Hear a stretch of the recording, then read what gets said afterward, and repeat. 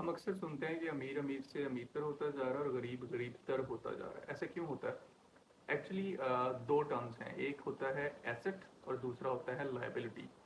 अमीर rich people जो होते हैं वो हमेशा एसेट्स बनाते हैं और पुअर पीपल जो होते हैं वो हमेशा लायबिलिटीज बनाते हैं। ये एक सिंपल सा डिफरेंस है। अगर आपने अमीर होना है, रिच होना है, रिच लाइफ गुजारनी है और अगर आप चाहते हो कि आप इस प्रोसेस का हिस्सा रहो और आप हमेशा रिच रहो तो एसेट्स बनाओ जितने बना सकते हो।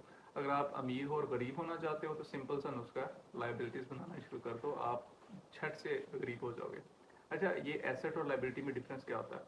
अच्छा, ये एक सिंपल सी डेफिनेशन है, सिंपल सा कंपैरिजन है जिससे मैं आपको ये समझा देता हूँ। एसेट से मुराद होता है ऐसी चीज़ जो आपके पास मौजूद है और वो आपको हर मंथ, हर साल या कुछ पीरियड ऑफ टाइम के बाद आपके अकाउंट में कुछ पैसे डाल देती है, उसको बोलते हैं एसेट। लायबिलिटी वो चीज़ होती है जो 1 महीने बाद, 15 दिन बाद, 1 साल बाद या कुछ टाइम बाद आपके अकाउंट से पैसे निकाल लेती है। अब जैसे कि फॉर एग्जांपल आपने पैसा कमाना शुरू किया, थोड़े से पैसे बनना शुरू हुए, आपने क्या किया, एक बहुत अच्छी गाड़ी ले ली। वो आपका एसेट नहीं है, वो आपकी लायबिलिटी है। एसेट क्यों नहीं है और लायबिलिटी क्यों है? लायबिलिटी इसलिए है, कुछ दिनों बाद आपको पता चलेगा कि ये गाड़ी जो है, इसकी मेंटेनेंस जो है वो मुझे इतने पैसों में पड़ गई है। तो मतलब 10-15 दिन बाद आपको उसकी मेंटेनेंस भी करवानी है, 1 महीने बाद या 6 महीने बाद या साल बाद आपको उस गाड़ी की मेंटेनेंस करवानी है। मतलब वो आपकी पॉकेट से, आपने एक चीज़ परचेज ज़रूर कर लिया लेकिन परचेज कर लेने के बाद भी वो आपकी पॉकेट से बजट निकाल रही है, वो चीज़ पैसा निकाल रही है। इसको बोलते हैं लायबिलिटी।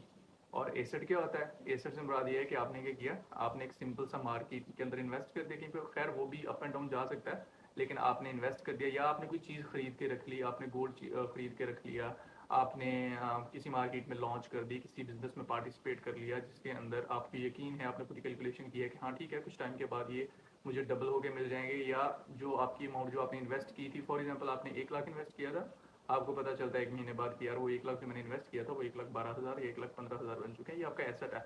आपने कोई चीज़ परचेज करके रख ली, आपने गोल्ड परचेज करके रख लिया, या फिर आपने प्रॉपर्टी में इन्वेस्ट कर लिया। Property the best investment, as you know, आप सबको पता है कि जो बेस्ट इन्वेस्टमेंट आजकल के दौर में कंसिडर की जाती है वो प्रॉपर्टी है। प्रॉपर्टी खरीदो, खरीद के छोड़ दो, एक अपार्टमेंट बनाओ, बिल्डिंग में अपार्टमेंट बनाओ, बना के रेंट आउट कर दो, शॉप्स बना लो मार्केट के अंदर, प्लाजा खड़ा कर लो, उसकी सारी दुकानें रेंट आउट कर दो, ये आपके एसेट्स में आ जाता है।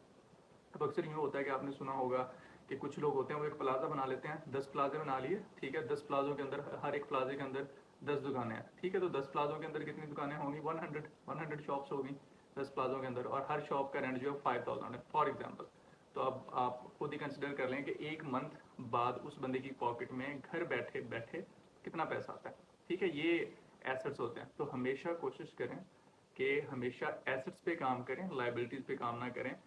जैसे जैसे आप अपने एक्सपेंस बढ़ाते हैं, आपकी इनकम जो है वो उसमें एडजस्ट होती जाती है।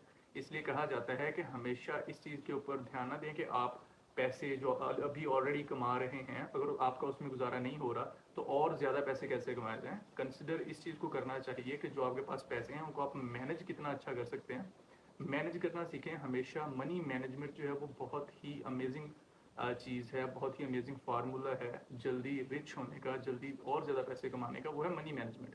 अगर आपके पास 1 लाख आ रहा है 1 महीने का आपके बैंक अकाउंट में, आप उस 1 लाख में मैनेज कर रहे हो, अचानक से आपके अकाउंट में 10 लाख आना शुरू हो गया और आपने लाइबिलिटीज़ के ऊपर खर्च करना शुरू कर दिया, तो आप 10 लाख में भी आपकी पूरी नहीं पड़नी। आपने क्या करना है, फॉर एग्जाम्पल आपके पास 1 लाख आ रहा था, आपके पास होंडा होंडा की बाइक थी, आप वो चलाते थे, सिंपल सा घर था, एसी नहीं लगा हुआ था, सुकून से ज़िंदगी गुजर रही थी, ठीक है, गुजारा गुजारा हो रहा था। आपके पास 10 लाख आना शुरू हुआ। अच्छा, आपने क्या किया, आपने सारे कमरों में एसी लगवा दिए, वॉशरूम में भी एसी लगा दिए, जहाँ होंडा से बाइक थी आपके पास वहाँ पर आपने होंडा सिविक गाड़ी ले ली। समझ रहे हैं बात को? तो आपने क्या किया, आपने अपना जिस तरह आपके पास पैसा है आपने अपने खर्चे बढ़ा दिए। तो हमेशा कोशिश करें एसेट्स बनाएं, लाइबिलिटीज से बचें। ठीक है, एसेट्स बनाएं। हाँ, ये नहीं है कि आप बिल्कुल भी अपनी चीज़ें ना खरीदें अपने लिए और पैसों के ऊपर सांप बन के बैठ जाएं, पैसे जोड़ना शुरू कर दें, ऐसा नहीं है।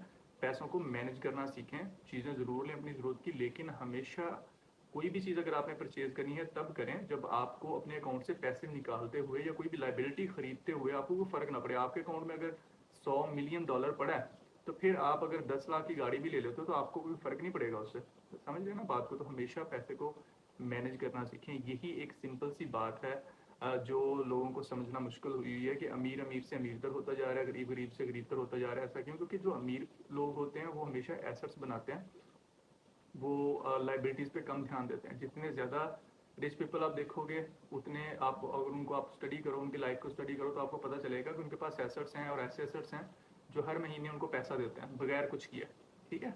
और जो अगर आप किसी गरीब बंदे को देखते हो, या कोई अमीर था और बाद में गरीब होगा, तो आप देखोगे कि उसने अपनी लाइफ में बहुत ज़्यादा लाइबिलिटीज़ का स्कोप जो है वो बहुत ज़्यादा बढ़ा लिया हुआ है। वो लाइबिलिटीज़ उससे मैनेज नहीं हो रही है। वो अक्सर कहा जाता है ना कि जी हम अपना लाइफस्टाइल मैनेज कर रहे हैं, तो लाइफस्टाइल मैनेज करने में जो पैसा लगता है वो बंदे का बेड़ा गर्क करके रख देता है। तो इसलिए कोशिश हमेशा यूं करें, एसेट्स बनाएं।